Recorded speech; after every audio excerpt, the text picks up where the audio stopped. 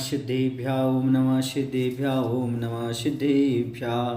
इंद्रिय एवं मोक्ष सुख करते सदा प्रदान, रोग शोक मद सब हरें वीरनाथ भगवान, वीरनाथ भगवान। बोले महावीर भगवान की जय। आचार्य गुरुदेव श्री विद्यासागर जी महाराज की जय। पिछली कथा में हमने नरक के दुख को देखा था और आखिरकार ये समझना है हमें आज कि नारकी जीव दुख भोग करके जब नरक से निकलता है तो गर्भज संगी पंचेंद्री जीव ही क्यों होता है, अन्य किसी एक इंद्रिय आदि पर्याय में जन्म क्यों नहीं लेता है, सम्मुषम जन्म क्यों नहीं लेता है। इसके बारे में एक बार आचार्य भगवान श्री विद्यासागर जी महाराज से पूछा कि आचार्य श्री जी आखिर नरक से निकला हुआ जीव गर्भज संगी पंचेंद्री ही क्यों बनता है। तो आचार्य ने बताया नरक में जाने वाला प्रत्येक जीव नरक में पहुंचने के बाद पश्चाताप करता है कि हे भगवान मैंने ऐसा कौन सा पाप किया था, ये सब पाप का फल मैं भोग रहा हूँ। वह पश्चाताप का परिणाम है कि वह यहाँ आकर के गर्भज संगी पंचेंद्री जीव बनता है। बंधु, इससे हमें शिक्षा मिलती है अपने जीवन में कोई अपराध हो जाए तो हमें पश्चाताप अवश्य करना चाहिए ताकि आगे हमारे लिए अच्छी गति की प्राप्ति हो सके। अब यहाँ पर इस प्रकार की चिंताओं से युक्त जो त्रिपृष्ठ का जीव अभी करुण क्रंदन कर ही रहा था कि उसके सामने पुराने नारकियों का एक बड़ा दल आ पहुँचा। वे अपने मध्य एक नवीन नारकी को देखकर उसे मुदगल आदि तीक्ष्ण शस्त्रों से मारने लगी। कोई दुष्ट उसके नेत्र निकालने लगा, कोई अंग फोड़ने लगा, कोई आंतें निकालने लगा। इस प्रकार वे निर्दयी उसके शरीर के टुकड़े टुकड़े कर तप्त कढ़ाई में डालने लगी। गर्म कढ़ाई में डाल देने के बाद उसका शरीर जल गया, जिससे उसे बड़ी दाह पीड़ा उत्पन्न हुई। उस दाह की शांति के लिए उसने बैतरणी नदी में डुबकी लगाई। बैतरणी नदी कैसी होती बंधुओं, वहाँ जल के खारेपन और दुर्गंध से बड़ा व्याकुल हो उठा हुआ, वहाँ पर खून और पीप बहता रहता है। वहाँ वृक्षों के तलवार जैसे तीक्ष्ण पत्तों से उसका शरीर छिन्न भिन्न हो गया। इस स्थान की भयानक ज्वाला से दुखी हुआ खंडित शरीर वाला नारकी शांति प्राप्त करने के लिए पहाड़ की गुफाओं में घुसा।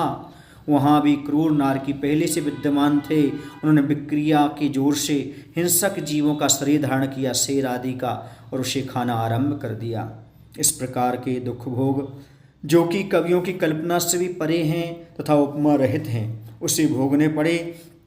यद्यपि उसे ऐसी प्यास लगी थी वहाँ कि समुद्र का संपूर्ण जल भी उसे पीने को मिल जाए तो भी उसकी प्यास समाप्त नहीं हो सकती, लेकिन वहाँ पीने को एक बूंद भी जल नहीं मिलता। संसार भर का अन्न खाकर तृप्त होने वाली भूख से पीड़ित होने पर भी वहाँ खाने को एक दाना नहीं मिलता। वहाँ पर ऐसी दुर्गंधित मिट्टी मिलती है, यदि वहाँ की मिट्टी साथ में नरक तक की यहाँ मिट्टी आ जाए तो उसकी दुर्गंध मास से यहाँ मध्यलोक के 4 कोस तक के जीव समाप्त हो सकते, मर सकते हैं। इस दुर्गंध वहाँ की मिट्टी होती है। हजारों बिच्छू काटते वहाँ पर, जो जैसे जैसे पाप करते हैं उनको वैसे ऐसा फल मिलता है।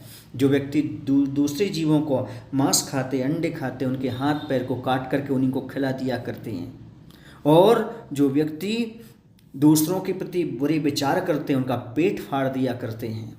जो व्यक्ति झूठ बोलते हैं उनकी जिह्वा खींच ली जाती है, उनके मुख में जबरदस्ती बड़े बड़े सांप ठूंस दिए जाते हैं।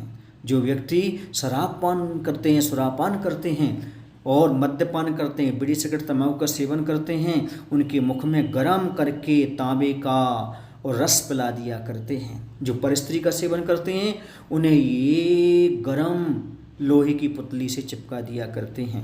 इस प्रकार से अनेकों दुख वहाँ पर भोगना पड़ते हैं। कहते हैं उस स्थान पर इतनी शीत थी कि यदि लाख योजन के प्रमाण का एक गोला वहाँ डाल दिया जाए तो शीत से उसके सैकड़ों टुकड़े हो जाएं। इस प्रकार के दुखों को भोगता हुआ वह नारकी उस क्षेत्र में उत्पन्न हुआ जो 5 प्रकार का है। उससे कृष्ण लेशा परिणाम दुख देने वाली 33 सागर की आयु मिली। 33 सागर मतलब 7 में नरक में जाकर के वह 33 सागर की आयु को वहाँ दुख भोगता रहा। इस प्रकार से उसने अपने जीवन में बहुत सारे नरकों में दुख प्राप्त किए। बंधु, नरक के दुख को सुनकर को आपको लग रहा होगा कि यहाँ पर इस प्रकार के दुख हैं। हाँ बंधु, ये तो बहुत कम आपको व्याख्यान में आए हैं, वहाँ नरकों में बहुत सारे दुख हुआ करते हैं। बस व्यवस्था ये रहती है कि नरकों में जैसे पारा होता है, पारा एक बार फैल जाता है पर पुनः जुड़ जाता है, ऐसे शरीर के अंग भंग टूट जाते हैं, दुख भोगने के बाद पुनः वह जुड़ जाया करते हैं। जैसे आपने कुएं में बाल्टी डाली तो वहाँ का गड्ढा हो जाता है, लेकिन जैसे ही पानी भरते हैं ऊपर निकालते हैं गड्ढा पूरा हो जाता है। ऐसे शरीर छिन्न भिन्न होकर के पुनः जुड़ जाया करता है और पुनः फिर दुख भोगने के लिए तैयार हो जाता है। एक निमेष मात्र भी यानी पलक झपकाने बराबर भी वहाँ पर सुख नहीं है। ऐसा निरंतर 33 सागर तक उसने दुख को भोगा। आगे कैसे क्या होता है हम आगे कहानी आगे बताएंगे। बोले महावीर भगवान की जय।